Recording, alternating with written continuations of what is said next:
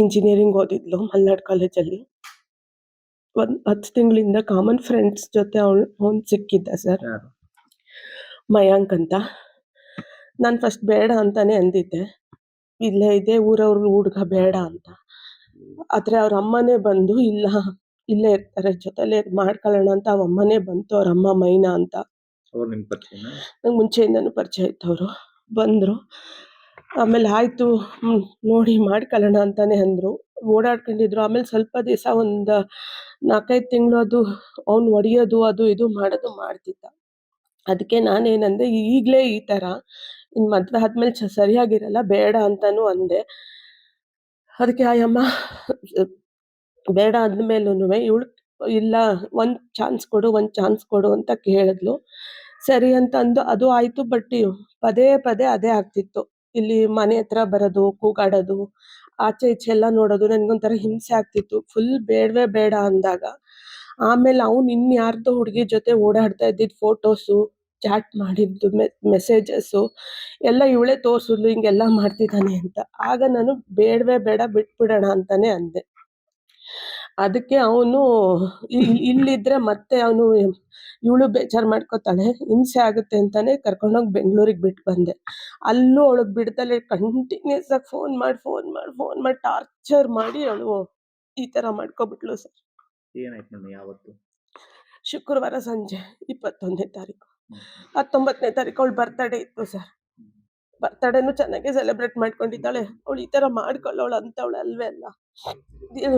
ಅವ್ನು engineering pass ಆಗಿರ್ಲಿಲ್ಲ. ನಮ್ಗೆ ಅದು ಗೊತ್ತಾಗಿರ್ಲಿಲ್ಲ. ಅದು ಸುಳ್ಳು ಹೇಳಿದ್ರು ನಮ್ಗೆ ಇಂಜಿನಿಯರಿಂಗ್ ಎಲ್ಲ ಆಗಿದೆ ಅಂತ. ಇಂಜಿನಿಯರಿಂಗು ಪಾಸ್ ಆಗಿರ್ಲಿಲ್ಲ ಅವ್ನು. ಇವಳು ಇಂಜಿನಿಯರಿಂಗ್ ಮುಗಿಸ್ಕೊಂಡು ಆರಾಮಾಗೇ ಇದ್ಲು. 19ನೇ ತಾರೀಕು ಇವಳು ಬರ್ತಡೇನು ಇತ್ತು. ಬರ್ತಡೇನು ಚೆನ್ನಾಗೇ ಮಾಡ್ಕೊಂಡು ಬೆಳಿಗ್ಗೆನು ಎದ್ದು ಆರಾಮಾಗಿದ್ದೀನಿ, ಸೋಮವಾರದಿಂದ ಕೆಲ್ಸಕ್ಕೆ ಹೋಗ್ತೀನಿ ಅಂತಾನು ಹೇಳಿದ್ಲು. ಅವ್ನು ಏನು ಅಂದ ಏನ್ ಮಾಡ್ದ ಗೊತ್ತಿಲ್ಲ. ಹೆವಿ ಟಾರ್ಚರ್ ಮಾಡಿದ್ದಾನೆ. ಹೋಗ್ಬಿಟ್ಟು ಹಿಂಗ್ ಮಾಡ್ಕೊಬಿಟ್ಟಿದ್ದಾಳೆ ಸರ್. ಕಂಪ್ಲೇಂಟ್ ಕೊಟ್ಟಿದ್ರಾ ಮೇಡಮ್? ಕೊಟ್ಟಿದೀವಿ ಸರ್. ಬೆಂಗಳೂರಲ್ಲಿ ಕೊಟ್ಟಿದೀವಿ ಸರ್. ಆದ್ರೆ ಅವ್ರೇನೋ ಬೇಲಿಗೆ ಹಾಕೊಂಡಿದಾರಂತೆ. ದಯವಿಟ್ಟು ಸರ್ ಯಾರು ಆಯ್ತು ಅವ್ನಿಗೆ ಬೇಲ್ ಸಿಗ್ಬಾರ್ದು ಸರ್. ಅವ್ರ ಅಮ್ಮ ಮಗಂಗ್ ಮಾತ್ರ ಕ್ರಮ ಆಗ್ಬೇಕು ಸರ್. ಅಷ್ಟೇ ಸರ್ ನಾನು ದೇವ್ರ ಹತ್ರ ಬೇಡ್ಕೊಳ್ಳೋದು. ಬೆಳೆದ ಮಕ್ಕಳು ಚೆನ್ನಾಗಿ ಓದಿಸಿದ್ರಿ ನೀವು? ಹೌದು ಸರ್, ಕಷ್ಟಪಟ್ಟು ಓದಿಸಿದ್ದೆ ಸರ್. ಅವಳಿಗೆ ಒಂದು ಇದಿಲ್ಲ ಅನ್ನಂಗಿರ್ಲಿಲ್ಲ. ಅಷ್ಟು ಕಷ್ಟಪಟ್ಟು ಓದಿಸಿ ಎಲ್ಲ ಮಾಡಿದ್ವಿ. ಇನ್ನೊಬ್ಳು ಮಗಳಿದ್ದಾಳೆ. ಇಬ್ರನ್ನ ಅಷ್ಟು ಕಣ್ಣಲ್ಲಿ ಕಣ್ಣಿಟ್ಟು ಸಾಕಿದ್ದೆ ಸರ್, 1 ನಿಮಿಷಕ್ಕೂ ಬಿಡ್ದಲೆ. ಅವನ್ಗೂ ಹೇಳಿದ್ದೆ ಅದನ್ನ. ಅಯ್ಯಮ್ಮ ಬಂದ್ಬಿಟ್ಟು ನಮ್ಮನೆ ಹಾಳು ಮಾಡ್ಬಿಡ್ತು ಸರ್. ಅಯ್ಯಮ್ಮ ಮೋಸ ಮಾಡ್ಬಿಟ್ರು ಸರ್. ಸಿಕ್ಕಾಪಟ್ಟೆ ಅನ್ಯಾಯ ಆಗೋಗ್ಬಿಡ್ತು ಸರ್. ಬೆಳಗ್ಗೆ 22 ವರ್ಷದ ಹುಡುಗಿ ಬೆಳೆದು ಕೈಗೆ ಬಂದಿದ್ದ ಹುಡುಗಿ ಇಲ್ಲ ಅಂದ್ರೆ ಸಿಕ್ಕಾಪಟ್ಟೆ ಆಸೆ ಇಟ್ಕೊಂಡಿದ್ದೆ ಸರ್ ನನ್ನ ಮಗಳ ಮೇಲೆ. ಸಿಕ್ಕಾಪಟ್ಟೆ ಆಸೆ ಇಟ್ಕೊಂಡಿದ್ದೆ. ಏನ್ ಕ್ರಮ ಆಗ್ಬೇಕು ಮೇಡಮ್? ಇಲ್ಲ ಸರ್, ಅವ್ರಿಗೆ ಜೈಲಿಂದ ಆಚೆಗೆ ಬರಬಾರ್ದು, ಗಲ್ಲಿಗೆ ಏರಿಸ್ಬೇಕು ಸರ್. ಬೇರೆ ಮಕ್ಳಿಗಾರು ಹಿಂಗ ಆಗ್ಬಾರ್ದು ಸರ್. ನನ್ ಡೈಲಿ ನಾವೀಗ ಸಾಯಂಗೂ ಇಲ್ಲ ಬದುಕಂಗೂ ಇಲ್ಲ ಅನ್ನಂಗ್ ಮಾಡಿ ಹೋದ್ರು ಸರ್ ನಮ್ಮ ಮನೇನ. ಈಗೆಲ್ಲ ನನ್ಗೆ ಇನ್ನೊಬ್ಳು ಮಗಳಿದ್ದಾಳೆ.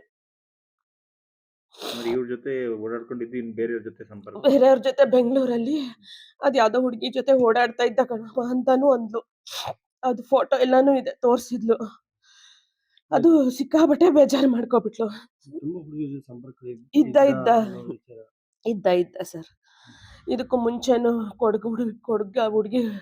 ಕೊಡಗಿನ ಹುಡುಗಿ ಜೊತೆ ಬೇರೆ ಇತ್ತಂತೆ.